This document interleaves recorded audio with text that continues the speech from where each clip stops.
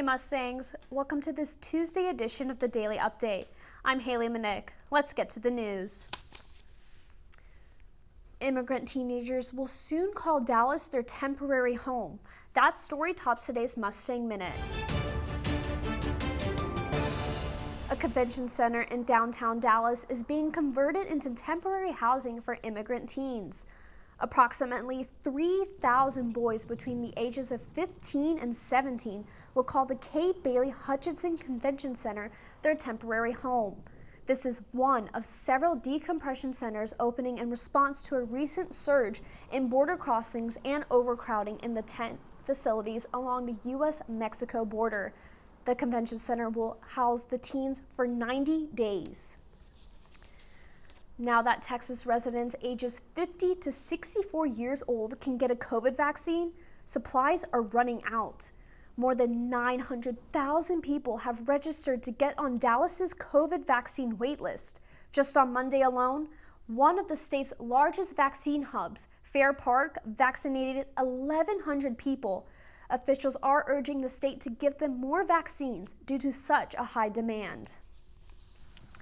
The winter storm that hit Texas in mid-February is even more deadly than first thought. More than 50 Texans died from the snow that blanketed the entire state. 25 of the deaths were in Harris County, 3 in North Texas, 2 in Collin County, and 1 in Grayson County.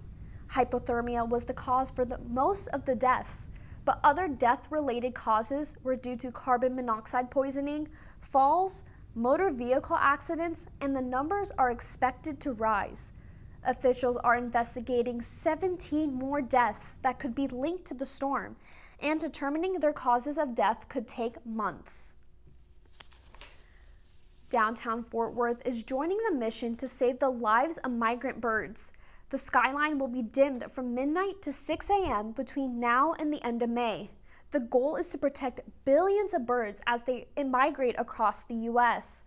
Lights from the tall buildings disorient the birds and make them more vulnerable to collisions with the high rises. Experts say turning off lights dramatically reduces hazards and allows birds to continue their journey safely. SMU will have homecoming and family weekend this fall. Family Weekend will be held during the second weekend in September, and the Mustangs are set to play UNT at Ford Stadium. And homecoming festivities will be in full swing during the last weekend in September. There will be activities on the boulevard, a parade, and a football game against the University of South Florida. For more information about these events, will be announced later this year. Even in the middle of a pandemic, some teachers in Texas are getting a raise through the Teachers Excellence Initiative. Now, the average salary is reaching new records. SMU-TV's Lauren Rangel explains. For many teachers, COVID-19 is pushing them out of their comfort zones as classrooms adapt to the pandemic. In the midst of this, Dallas ISD teachers may be receiving some good news about their salaries. I really appreciate how teachers have shown that they care during a time that boys were probably feeling very disconnected from school. For some parents, COVID-19 is yet another reminder of how important their child's teachers are. Well, we love teachers. We want them to have raises. And that's exactly what some Dallas ISD teachers can expect. I have seen a salary increase, definitely so. As of February, the average salary of a DISD teacher is now $60,000 through the Teachers Excellence Initiative, or TEI. It evaluates teachers by performance, student experience, and achievement, which all opens the door for compensation. This type of job is not for everybody.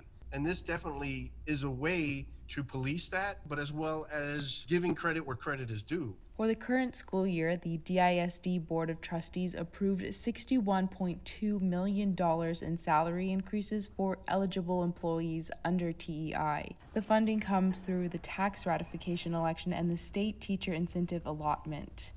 We're just designating what the community gave us authority to do.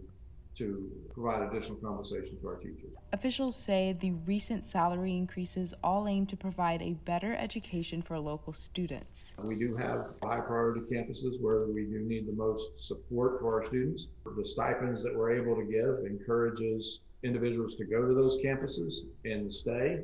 For the supporters of TEI, salary raises aren't just good for teachers, it's an asset for the next generation. For SMU-TV, I'm Lauren Rangel. Lauren says funding from the Texas ratification election will last for the next 5 years. And since initiating TEI, the DISD has seen a $10,000 increase in average teacher wages. And that's your Mustang Minute.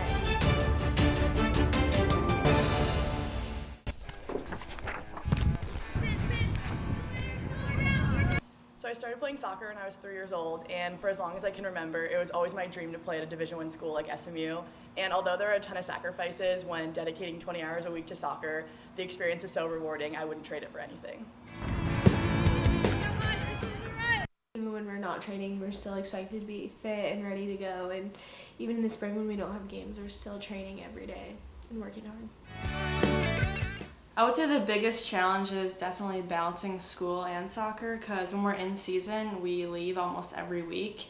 And then when we're on the road, we don't have a lot of time to do work. We have meetings, we have practices, and we have games. The culture of our team is unparalleled. All my teammates are my absolute best friends, and the coaches are very respectful and very honest with us, and I'm so lucky to be a part of it. Visit SMUmustangs.com to learn how you can support the women's soccer team.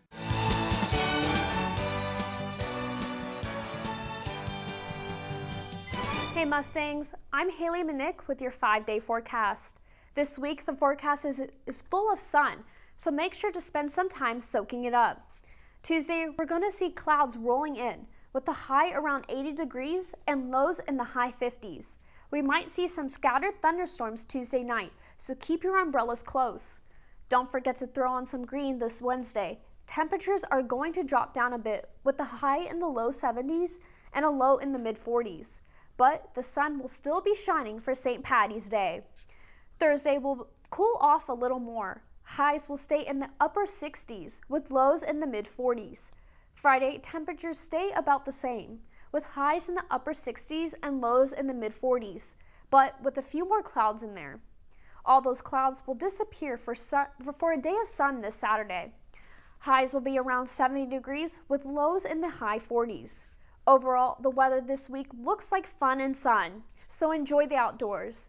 That's your 5-day forecast. I'm Haley Mnick.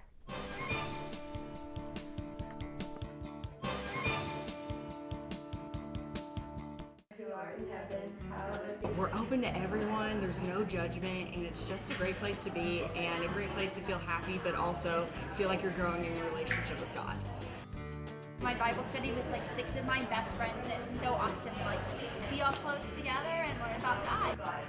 Begin the day with open hands of faith. Be careful not to complain about anything. With Young Life, you just develop like a really close-knit group.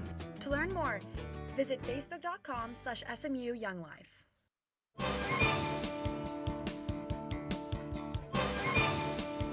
One Minnesota mother had help from a surprising stranger bringing her child into the world. Lacey Gonzalez went into labor a couple of weeks early as she pulled up to the emergency room. Her husband ran inside to get help, but there were no doctors at the front desk. A security officer stepped up to the plate. Officer Tiffany Owen delivered the baby in the vehicle. The new parents thanked the Good Samaritan by naming their baby girl Tiffany after the officer. And well, that is definitely one cute curbside delivery. Well, that's all we have for you today, Mustangs. Remember, you can find us on Facebook at facebook.com/SMU-television and follow us on Twitter at SMU-TV. If you have any story ideas, shoot us an email, smutv@smu.edu. Thanks for watching this Tuesday edition of the Daily Update. Tune in Wednesday for more news from the Hilltop. Until then, have a great day and pony up.